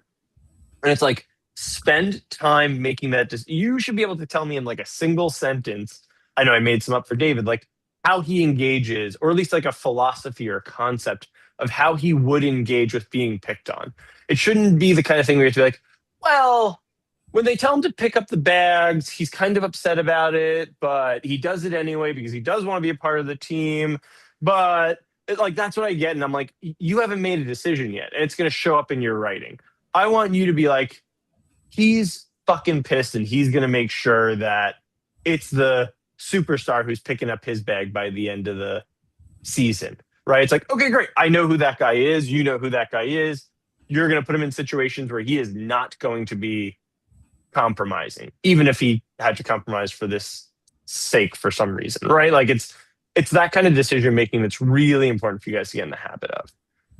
So just something to think about. And if I catch one of those in John's where I'm like, you see how I didn't need that information, but this information would have been way more useful, I'll make sure to point it out. Anything that, like I said, I want to make sure, not necessarily to comment on David's project, but anything I said here that you guys have questions on or thoughts on before we jump over to John? Great. All right, let's jump over to John's. Yeah, thanks, Brad. Good feedback. Yeah, of course. All right, let's do the same 1, 3, 6, 9, and 12. I'll pick on David. Why don't you, since we did yours last, why don't you pick up 1 and 3, and Cole, you mind doing 6, 9, 12? I do not have his 363. Should I have it somewhere? Or? Oh, it was in the email that I sent yesterday. But okay. All right, let's do. Emma, do you mind reading 1 and 3 this way we can keep it rolling? Great. After Julian, a young college graduate, tries to turn in resumes to a shoe store, he is embarrassed by his old-fashioned approach and the relative youth of the woman working there. So he gives up and drinks to the point of vomiting at home before being invited out by old friends, which he must decline as he is already drunk. When Julian drives to a parking lot where he is forced to give up his car keys and enter a car, where he is taken to a massive remote compound in the forest for 14 other recruits and is paraded in front of the leader of the program, the masked Magus, who acknowledges everyone except for Julian. Probably I did okay. And you said 6, 9, 12, right? Yeah, please. Got it. Okay. The Magus takes Julian into a private audience, explaining his philosophy of the modern man and offering to mold Julian into a model trainee with incentives of money, food, and a woman from the Magus' harem. Am I saying that right? I don't know. I think it's Magus. Magus, Fine, though. okay. oh, is that okay? When Julian breaks out of the cell, the guards take him to the Magus, and he is offered a position of employment in his organization if Julian completes his training by hunting down and capturing Reyes. When Julian realizes he cannot escape, he fights his way to the Magus and beats him to death with his own mask, sets fire to the compound, and walks away even as the other staff and trainees rush to douse the flames. Great. Thank you guys for reading. All right, I'll like quickly, just because I was like, all right, if it comes up, I'll point it out. In 3, I think Enter the Car is like a perfect example of this, right? Is it important? I mean, I'm sure as a scene concept, you're probably like, oh, he's like taken, or he's like, hood's put on him or whatever. Like, I get how it's conceptually like, it's a moment that I want to identify. That's the kind of thing where I would say, if you, like, I'm imagining your process in this, it's like, you probably have a visual, there's probably a little set piece that's coming from it. Bring that into your scene outline, right? Like that is not like I have no problem, like, because your next line is he's taken to a massive remote compound. It's like, however he got there really doesn't matter to me. It's one of those things where I'm like, I'm gonna believe if you want to tell me he gets there by dragon, it's your movie. It'll be a movie with dragons. As long as you make it believable, he got there by dragon. You know what I mean? Like, that's the kind of thing where, and you've built this out, so it's not like you put that in at the expense of other important information. But that's like a piece where you're like, okay, that's an easy cut. If we're like, let's see, is 3 getting down to, like 3's getting a little 1, 2, 3, 4. It's getting a little chunky, so we could start to be like, all right, if we cut that and we found something else to cut, do we get it down to 3 lines instead of 4, right? Probably. So that's a good example for everyone where it's like unnecessary information. John has a plan for it. Let's move that information. And John might even like have more than just the general motion, like the notion of that car, and be like, I can actually, like, there are other set pieces within this bigger concept for the scene, and that's where you start to get into like mini script, right? Like if John's like, there's gonna be a black hood, they do this to him, and then this thing, right? Like that wouldn't even go into a scene outline. Go into your actual script, start writing out whatever you know of that scene, because you still want to keep like the brevity of a scene statement, which might be like when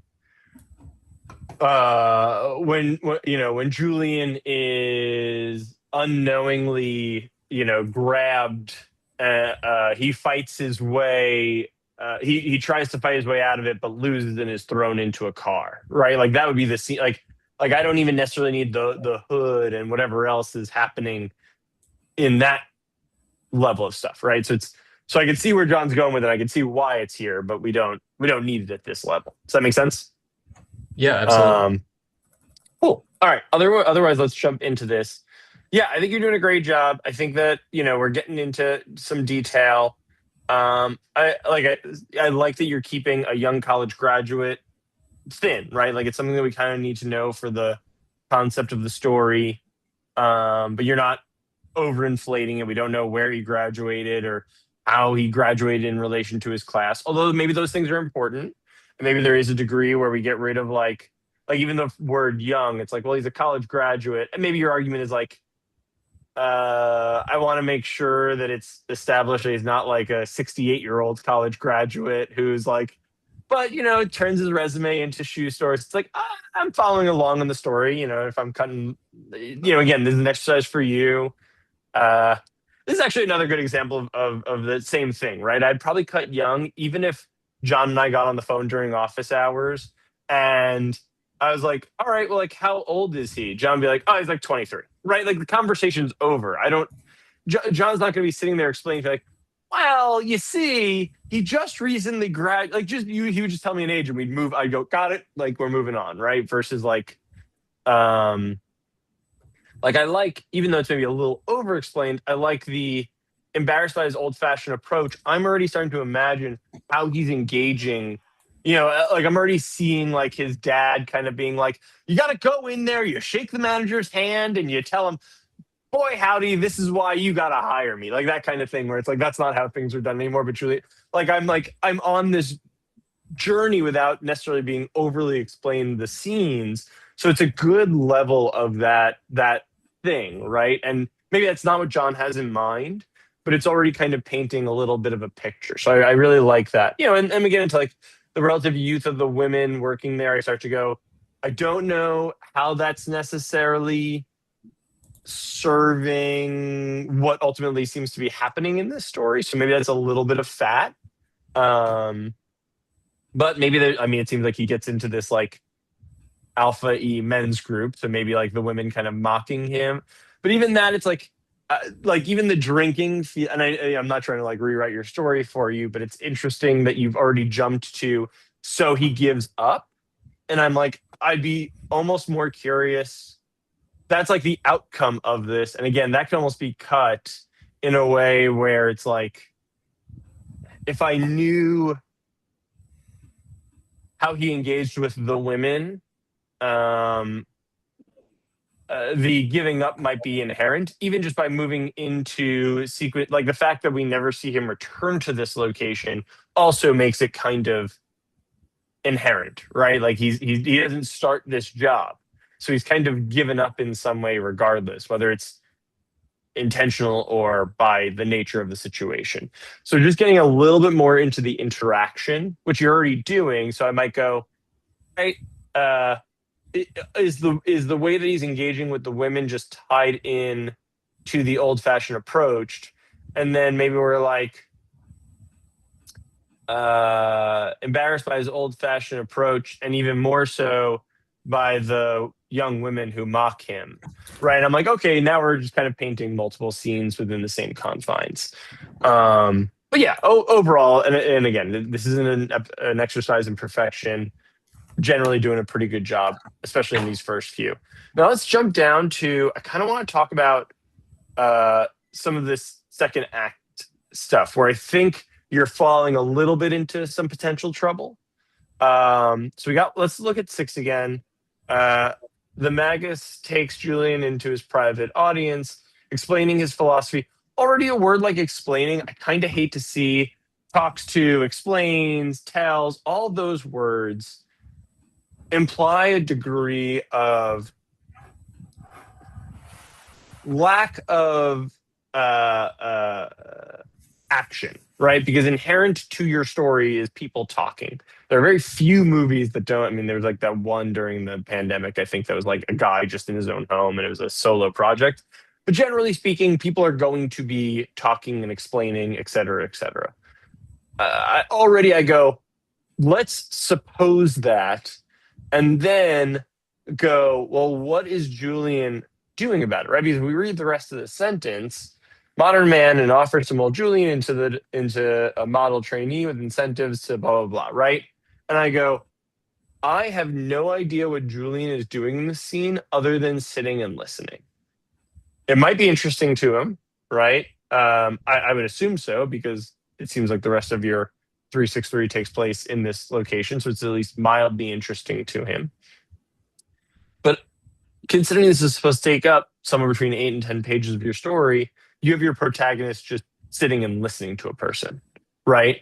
And so I get a little worried about that kind of thing. So I would say, let's start to see if we condense some of that, of like, when the Mangus, convinces Julian to join, then, and it might be the kind of thing where 7, consolidates into 6, and now you have some extra breathing room. Because beyond this, beyond just the nature of like you're just kind of having an explainer scene or a sequence, I don't know if there's too much more than a scene here. Because if there's no real conflict, even if you were to start to, and this is the danger I was kind of talking about at the beginning of this meeting, if you were to take this sequence as is and start to write it and go, oh, all right, how do I extend it? This is kind of quintessential addition of stuff, right? We could already start to see where it might come from, because the scene might extend to, all right, well, rather than just offering money, which I have an issue with money in movies, which I can get into in a second, and food and women, why don't I show him the women, the harem of women, right? Now all of a sudden we're just going into a room and all it is half naked women that are being like pointed at and gawked at. And, they're both agreeing that the women are attractive and there's no conflict. We might have an internal conflict of like, oh, this feels shitty, but there's no conflict we're actually watching in this scene. It's just an extension of information being provided. Those Yeah, John. scenes are in the scene outline. I think this Yeah. is a relic of an earlier draft. I tend to underwrite generally, and when I submit the exercises, they're usually received as being underwritten. So on this one, I overdid some, but I didn't expand out number 6 or a few of the later or Act 2 scenes after doing the scene outline. Yeah, that's fair. I think 9, I think similarly, maybe falls into a little bit of a trapping of like, when Julian breaks out of the cell, great, he's active. The guard takes him to Mangus, and he is offered a position of employment by in the organization. Again, it kind of becomes a little bit information driven, right? It's like the most active thing is the breakout. And frankly, maybe the breakout is really interesting and it showcases a skill set of Julian's, whether it's an intellect, whether it's an ability to manipulate the things he's learned from this like alpha men's group to trick people into a situation, whatever it is, right? Like maybe you're sure, but like I'm now having to speculate on those things rather like that's the most interesting thing that you could start to inform. And again, this is kind of one of those things where it's like worst case scenario or best case scenario is you have this answer. It actually is specific. And this is just worded in a way where you've emphasized the wrong thing. Worst case scenario is you actually just have a generic breakout and now it's an information dump sequence, right? And so, that's a little bit of work for you to do. And I would say if it's best case scenario and you're really, having him manipulate people in an interesting way, it's not the most important thing that you go back and revise this 363. And this is for everyone, it's the kind of thing where if you're reading this and you're going, oh boy, it is just the generic breakout scene, and then it's an information dump, you do want to kind of go back and at least spend some time thinking about this sequence of events. How do I make it more entertaining? How do I create more conflict within the characters and agendas that adhere to the story that I'm trying to tell? So this is a good example of a sequence where, especially because it's surrounded by some other really good sequences where, John just has to kind of internally look at his project and, during office hours, if you want to send it in with like your scene outline, we can look at it externally. But it's a way of measuring, is this an issue with my 363? Am I writing there? Or is it an issue with my creative choices so far? Which, even if it's the best case scenario, just as a thing to think about, as writers, our job is ultimately to tell a story efficiently and effectively. And so this is a microcosm of that. So the better you are at even just writing these types of sentences, the better you are at delivering information in an engaging and efficient way. So it's still I wouldn't spend a lot of time on it, John, personally, especially if you're finding that your scenes are doing some of the stuff that I mentioned here. But it is something like if you had, maybe at the, in the aftermath of basic training and you're like, you know what, I have an extra couple of hours that I don't necessarily want to write. Let me like work on a skill set, because every writer has strengths and every writer has weaknesses. And it's important to start to be like, what are some of my this is a weakness that is a common weakness. The thing that we tend to see is writers will go, well, I can't do it on a single page, but if you gave me 120 pages of a script, I can. It's like, no, the only difference is that it gets a little bit more lost and a little less focused. But if I look at your entire script, I'm going to still have that experience of like, things were unclear, or these these lines of dialogue were unnecessary or didn't deliver in XYZ ways. You can't really have that in a script. So it's good to still build up that muscle regardless. But otherwise, good job on this. I think it's coming along in a really nice way. I don't think there was too much fat. I read through the whole thing just out of curiosity beforehand. And yeah, it felt like, there's a little bit of fat here and there, but at this stage, I think you have a pretty decent handle on this exercise as a whole. So nice job. Any questions oh, I did promise. Well, yeah, any questions on that or anything else from anyone, John or anyone else? I just have a question. I just wanted to know what happened to Ben, the character who knew about Magus and told Julian to get into it. Like, I didn't see any more mention of Ben, so just a thought or a question. Yeah, I don't know why I put his name in there. He's not an important character, but something I think is relegated to like a discussion of the movie after the fact that he knew the whole time what was going on, but not super relevant to the rest of the story. Great. All right. Well, I'll quickly deliver why money doesn't matter, because I think that everyone falls into this trapping at some point in their writing career, and then I'll wrap up if anyone has a quick question or two, and we can wrap for the day. This is my forewarning. I love when I get to tell everyone this at one time. Please don't fall into the trapping of thinking that money matters in movies or TV shows or books or anything else. It does not. We do not care as an audience about money in and of itself. In real life, we all totally care about money. I'm not saying no. When we're watching a movie, the only reason we care about money is because of what it means for the character, right? Does it buy them something that we care about, right? It's the dad who can't pay his child support, so therefore he doesn't get to see his kid. Well, we care about him getting that money because we want to get to see him reunite with his kid. We do not care about that guy having $50,000 or $100,000 or $1 million or $10 million in his bank account. That is not an important thing to us as an audience. I feel like writers fall into that habit too often. They're like, well, there's a lot of money at stake. And I just instinctively, I'm like, I don't care. I don't care about a fictionalized character getting a lot of money. You have to tell me why that money makes a difference in that character's life.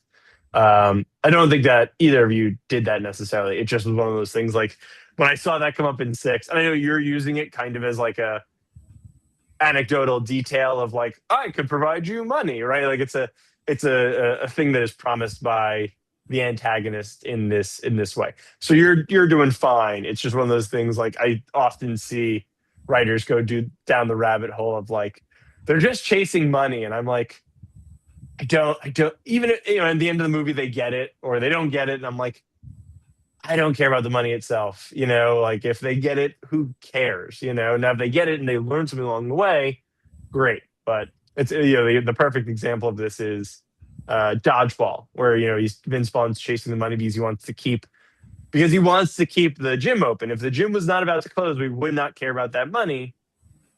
And frankly, the friendship he gains along the way, I think there was a version of it written where like he actually loses the game. I think they actually cut it both ways just to see what would happen. And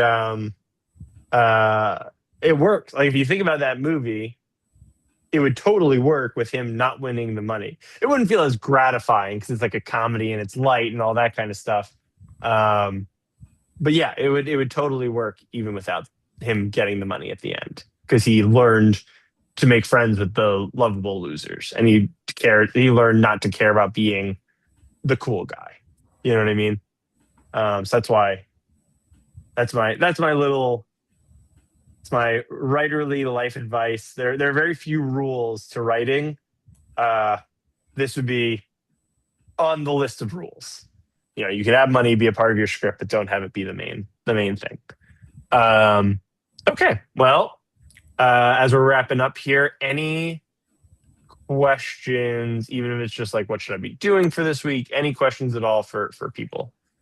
Yeah, I guess I'm worried about missing a homework assignment. Like I'm reading the workbook I know I'm supposed to do, but like, what's the deliverable you guys need? Yeah, so as we're getting into these later weeks, because you're getting into pages, it's going to be somewhat dependent on like where you're at in your process, right? So for you, it sounds like you maybe want to have a more concrete 3-6-3 and actually kind of adhere to that structure. If you need some time to talk about it, that's something to send in your 15, 12, 9, whatever it is, and we could talk about it during office hours. But I would say you want to make sure this week you're really kind of locking that in for yourself, and locking in like scene outline that you're able to kind of move forward with, so you're able to get into your pages. Yeah. For a novel as long as yours, there's no expectation that you're gonna. I mean, I think there's a fair expectation that you're not going to get through the entirety of your project. So you want to kind of set a realistic goal. And it's the kind of thing, I'm sure, I haven't watched the playback of these, but I'm sure Jeff has already identified. You don't have to start on page 1 of your projects, especially for someone who's doing a novel. You might want to start a little bit later into it and kind of circle back around. Excuse me. But there was Circle back something about around. like a 1 page that was due. Oh, yeah. So thank you. Yes, I should identify that. You guys, did Jeff talk about this at all with you guys already, or am I saying something brand new? The 1 page for week 5? He said something like it's optional. I'm Okay. confused, so that's why I'm asking. Okay, He great. had Yeah, mentioned to let mark me. your calendars. Yeah. Okay, great. So if he didn't go into, let me give you the breakdown for this. For next week, Jeff is going to be looking at 1 page, a single page from each of you guys, ideally. It is not. It doesn't have to be an entire scene. If it happens to be, that's fine. It does not have to be. Jeff is not going to be looking at it for content, for like story structure or anything like that. 1 page is not enough time to really do that kind of thing. He is purely looking at it for like craft stuff, meaning things that you maybe are doing wrong on the page. You're not moving down the page in a screenplay and everything is just a big paragraph, or you're not using slug lines correctly, or you're doing something weird in dialogue. Like if I don't think anyone's necessarily coming from the play world, but it's like you have a parenthetical in your dialogue. That's not done, that's done in plays, but it's not done in TV and features. Stuff like that. So he's going to be going through, you guys all are probably making similar overlapping mistakes, just at different points in your script, which is why it's great if everyone sends in a page. The only thing that we do say is don't send in something from like your first 5 pages, just because your first handful of pages don't work the same way as the rest of your script does. Kathy, I would particularly encourage you to send in a page from somewhere in your project, just because I believe you're the only person working on prose. So you won't have the advantage of sorry, Ken. There's another person. Oh, okay. Yeah, but it's good because everyone else gets to learn from everyone else, and if you're a little bit more onto an island unto yourself in that way. So yeah, everyone should be sending in a page. Doesn't have to be a whole scene. It doesn't have to be from anything specific, just not the first couple of pages. Even if you have to like write it, frankly, like you can write a scene, like pick on John's for a second. You could write that car scene, even, you know what I mean? Like if you have a mini script version of it and you're just like, you know what, I can kind of get through the verbiage of it. It's not even, an early first draft of it. It's just like, get your fucking hands off me. And then, get him in the car, like that kind of thing. That's okay. We're not looking at it for the content of it in that sense. So you could pick a scene like that is easier to write and just, get to it in that way. Does that make sense to everyone? And then please send it in as a PDF, just because you guys might not all be using Final Draft. This way everyone can open it. Single page PDF, and name it with your name. So this way when Jeff goes over it, he can just be like, all right, we're pulling up cold. Like we don't need, it's easier if you don't do like your project name necessarily, and it's just like your name. So yeah, single page PDF. It's not the only thing you're working on this week, but if you can get that to us. And ideally, did Jeff give a date for it? I think it was. I think he had encouraged us to send it in this past week. Yeah. So I don't know if anyone did. I don't think I saw it. If anyone, oh, you did already? Okay, great. Yeah, if people could get it to us ideally by, is it Saturday, midday Saturday? Let's call it like Wednesday. That'd be great. There's plenty of time between now and Wednesday to write literally 1 page. Cole, it sounds like you've already got some pages, so you could probably get us something pretty quickly. Both Davids can get it in with relative ease. John, I'm not sure if you've started on pages, but you at least get us that car seat. Oh yeah, I think you said you wrote a couple pages. So yeah, all of you should be able to get there with relative ease. And frankly, even with 1, 2, 3, 4, 5, Emma, obviously you're encouraged to. If you can't, we understand. But 5, 6 pages will definitely carry you guys through a really good group. And it's also just a great way, frankly, like you get to learn through the nature of, oh, Emma made that mistake that I made on page, on this page, but I didn't send that page in. So cool, I got to learn from Emma's mistake. Like that. It's a great way to learn all the mistakes in one fell swoop without having to send in an entire script and get that feedback. But yeah, anything else I could touch on for you guys while we wrap up?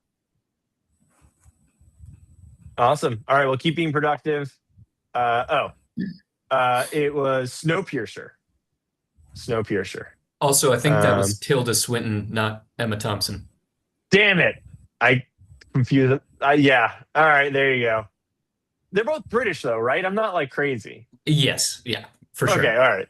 Man, my mind like literally just kind of I'm totally guilty of this. I cannot like my girlfriend and I will go places and she'll be like, "What'd you think of like Jennifer?" And I'll be like, "Which one was Jennifer?" She'll be like, "The brunette." And I'll be like, "You need to give me like what did she say? Like what? I don't remember. I can't remember. Like we're gonna get off of this, and if like I'll go downstairs and I'll literally be like, I don't know what any of them looked like. Like my brain just loses it immediately. So I appreciate that. Yes, Tilda Swinton. There you go. And you're right. Now that I hear the name, like yes, that is correct.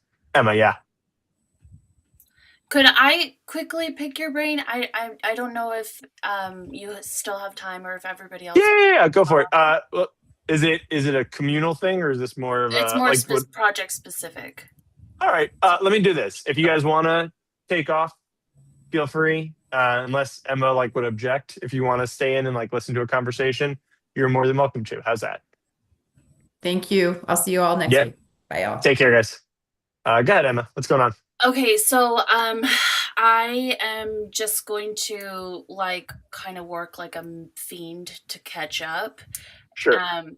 But I wanted to kind of I've kind of done partial work on 2 different premise lines. So I was wondering if I could read you the 2 premise lines. Do me a favor. Why don't you put it in the email? Put it in the chat so we could read it because my brain is terrible at like instinctively like you're gonna say like 5 words and I'm be like I want to jump in on that word and then like we'll never get through it. So let's yeah, just put them in the chat and let's like read them quickly. Because one night, yeah.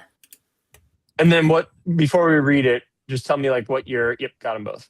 What are you like hoping to kind of talk through on it? Oh, just which one is more like high conceit or worthwhile to, I think like, because I guess where I'm getting stuck is I've produced movies before and I have like a little bit of funding. So, and obviously like a first draft isn't going to be the one I make, but I wanted to like see like what project should I work on if my goal is to actually make it. And I know I'll need to revise it, you know? Sure. So these are 2 different projects, yeah? 2 different projects, yeah. Okay, great. Well, we have David and John here. Well, if you guys don't mind, David, why don't you read the first one and John read the second one and we can kind of have a little quick conversation about it. Yeah, sure. When a suicidal psychic channel lands in a mental hospital, she meets a charming drug addict.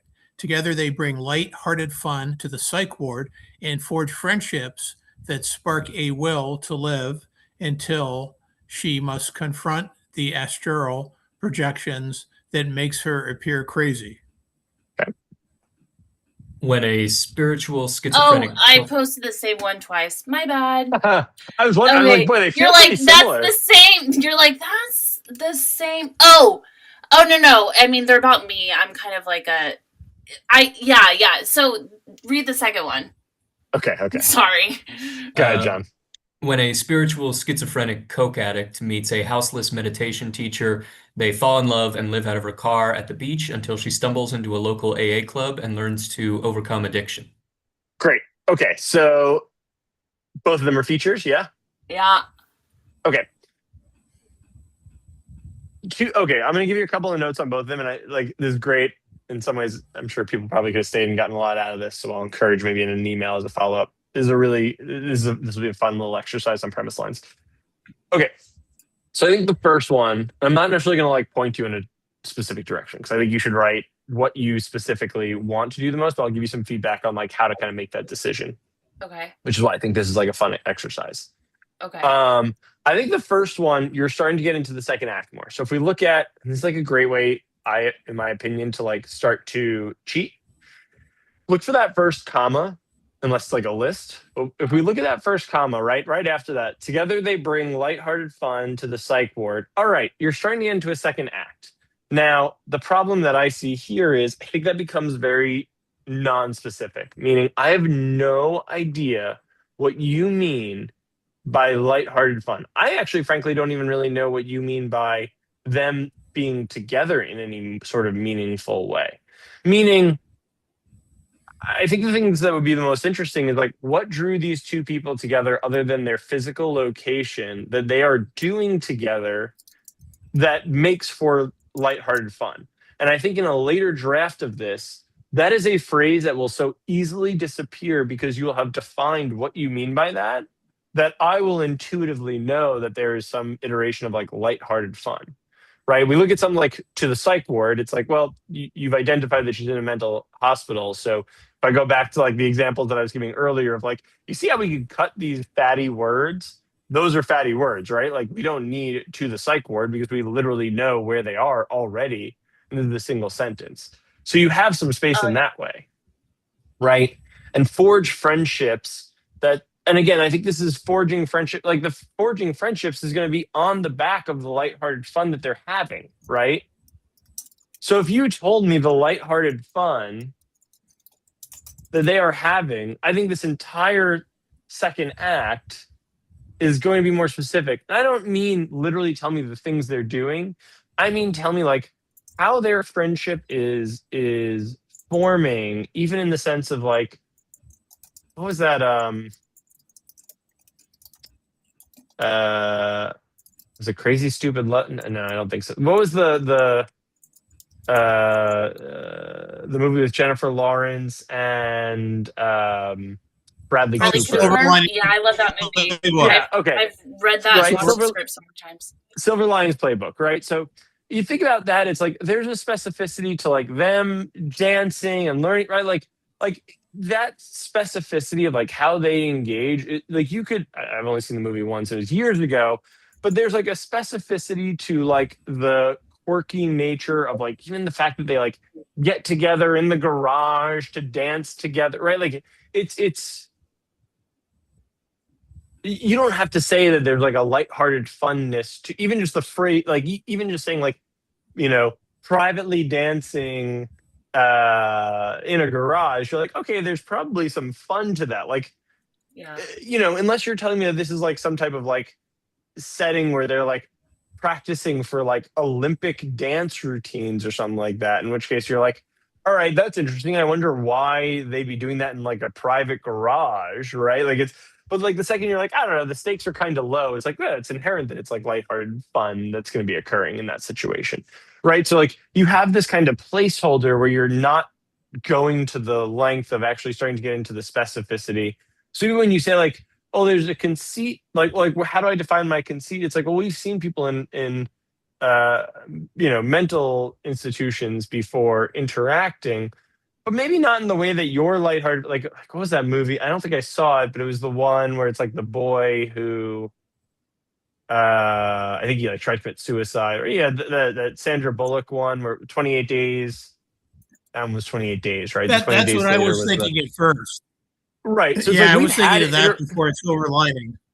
Right. So we've had iterations of this type of movie, but like even just the nature of like, you know, if you're like, well, they're not young, which was the first one I was thinking, not Silver Linings Playbook, but the Fault in Our Star. I forget what the I'm like blanking on the movie's name, but there was like one where the boy, I think Zach Galifianakis might have been in that movie, if I'm not mistaken, as like a secondary character where he's in like a psych ward. maybe I'm confusing it with a different movie I saw.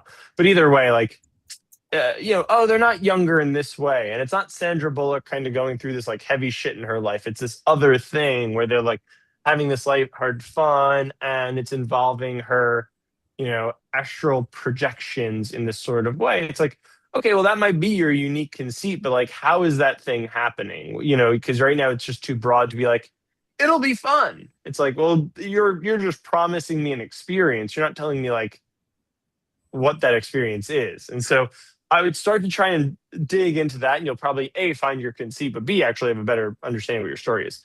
As for the second one, you're almost kind of bypassing your middle act, your second act, right? So if we go back to that same, if we cheat and go back to that same first comma, which is where you get into your second act, you're already telling it to me in the past tense. They fall in love. It's like, okay, well, Okay. like, you told me that they meet, so I know that they're not already in love.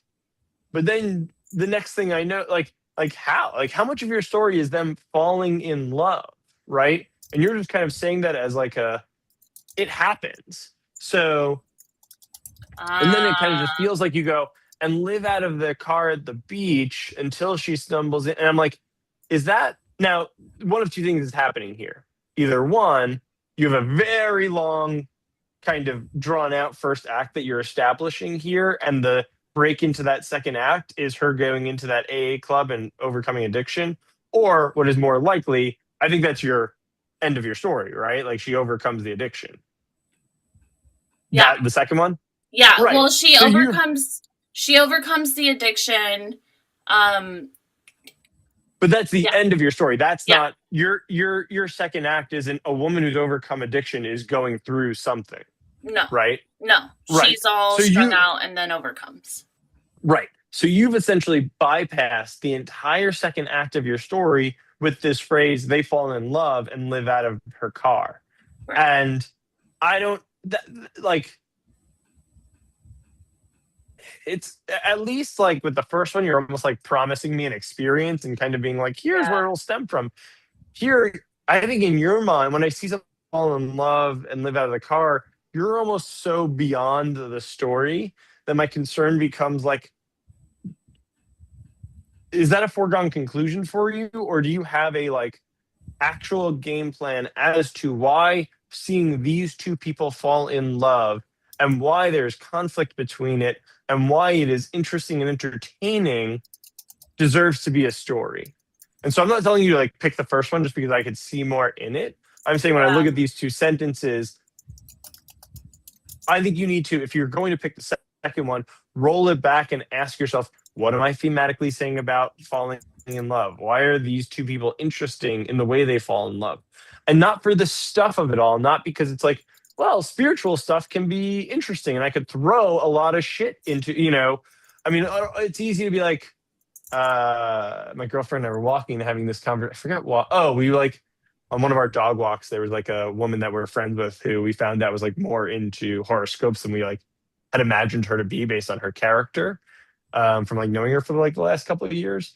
And I was like, it's interesting because there's like that dynamic where you're unsure of where people land on like the horoscope scale of like, I like to read it, it's kind of fun and quirky, but I move on my life. And then you have the people that are like, if my horoscope's wrong, I won't get out of bed that day. And you're like, all right, like those There are has to two be a middle fundamentally ground. different. Yeah. Right. It's like those are two different types of people.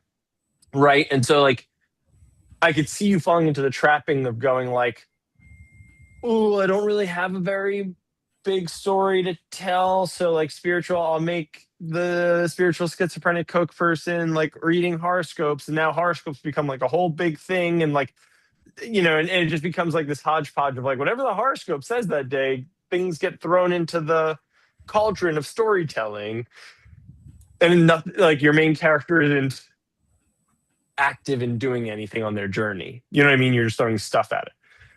So if you're able to kind of figure out why it's interesting to see these people fall in love, that's not just stuff being thrown in the way of love, then great, like explore that. But it feels like there's a little bit of like you're almost taking it for granted the way this story, the way this sentence is structured. Yeah. And especially with love. Like falling in love, it's so like if you don't have a specific take on the concept of falling in love, it becomes kind of broad nothingness. Okay, I have a specific take. Yes. Great. So that should be like and like even to the degree of like kind of going back to the dodgeball of it all. Not, I mean, it's so funny how you could take from other stuff and be like, let's compare them. It's so Like- dodgeable. Right. It's essentially the schizophrenic Coke addiction version of dodgeball. But like the way that in dodgeball, I'm like, I don't need to know whether Vince Vaughn wins or loses in that last match.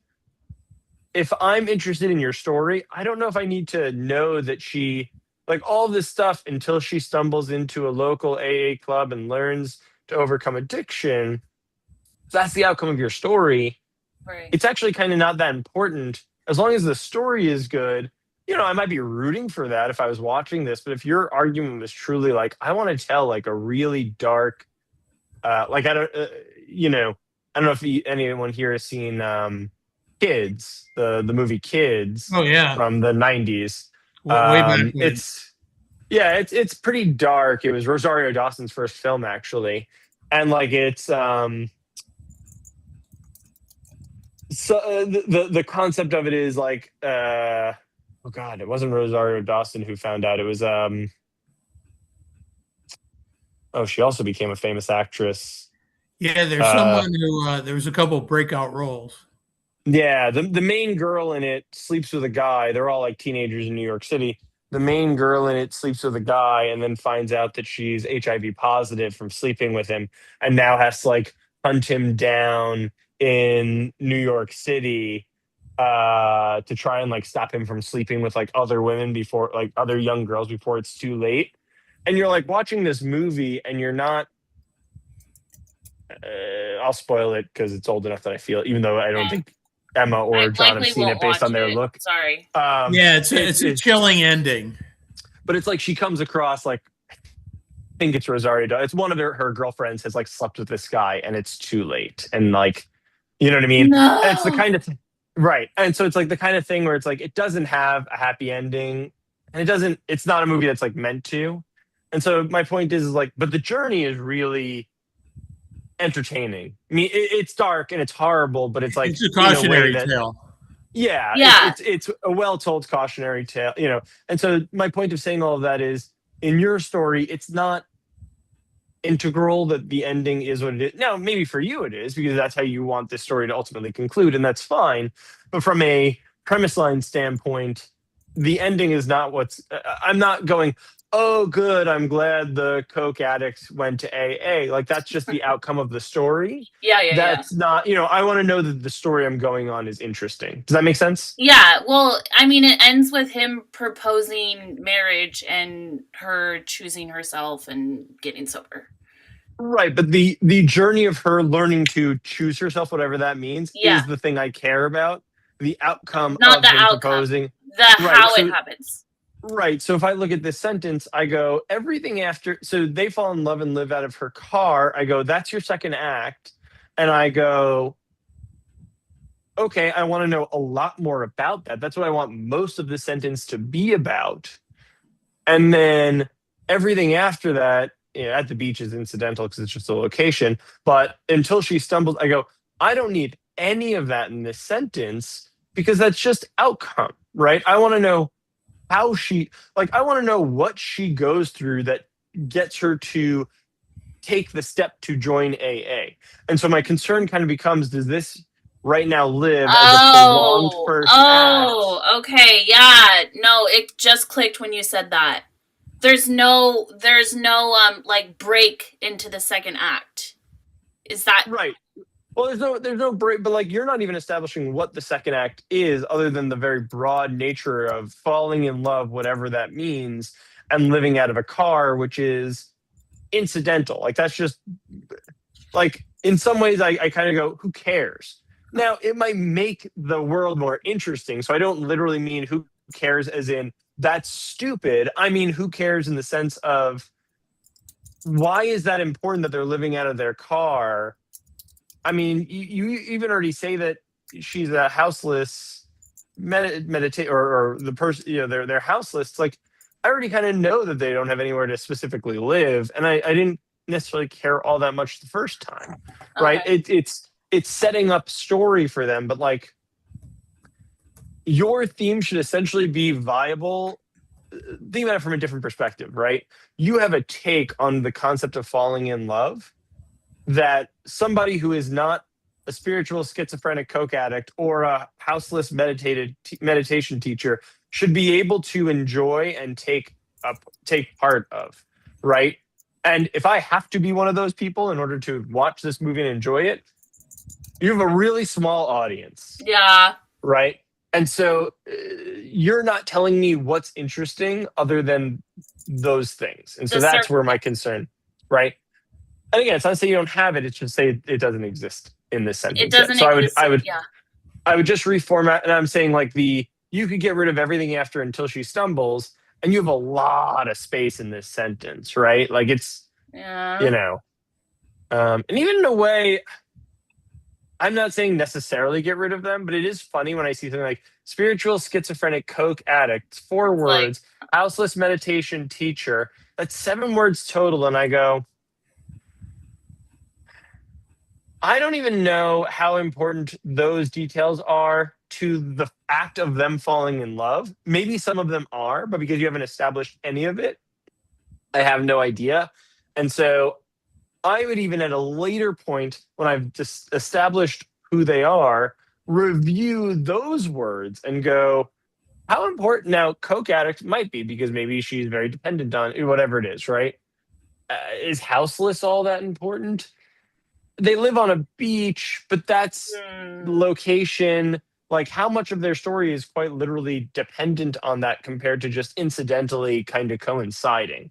Right. Do you know what I'm saying? Does that distinction make sense? Yeah, I mean, it's a lot of the scenes are dependent upon the fact that they live in their car out of at the beach. But Right, but yeah. then if I knew how they were if you were like they oh, do these things to try to get a house or whatever they're doing or get financial, whatever, shit. then their houseless situation becomes it's important to your story, but it's not necessarily like it's not important to the thing that's happening. Now maybe it is. I'm not telling you to necessarily get rid of it. I'm just saying right now the way this is written, I can't make that distinction because I think you have more important decisions to make. Yeah. Well, meaning like put differently, and then we could wrap up here. Put differently, if you start making decisions about how they engage, and that leads you to make the decision that at some point they outgrow the homeless situation and find themselves in a different situation. Like let's compare it to Almost Famous. Mhm. At some point they outgrow the bus. It's important for the plot, but it's also important for who these characters are to each other and where they are in the strata of their fame, right? If in the initial writing of Almost Famous, the whole thing took place on the bus, and then James Cameron had this idea of like, wait, they should get more famous, and that it leads to this sort of break in their relationship, and therefore I'm getting rid of the bus. That's a more important decision to make than the notion of like, fuck, I really like the bus though. I named the bus Doris. That's how important the bus is. Like I named the bus. It's like, yeah, that don't live and die by the Yeah, bus, I right? guess. Yeah, I guess I'm attached to the second idea because it, in my mind, feels cheaper to make, but I'm more interested in writing the first idea. So Yeah, I mean, and this if you have some financing, then it's something to think about. I would say let's do this. Why don't we like table this just for everyone else's benefit and the benefit of the day? And also, I would say, why don't you revise this bottom premise line if this is the one that you maybe are more interested in actually working on?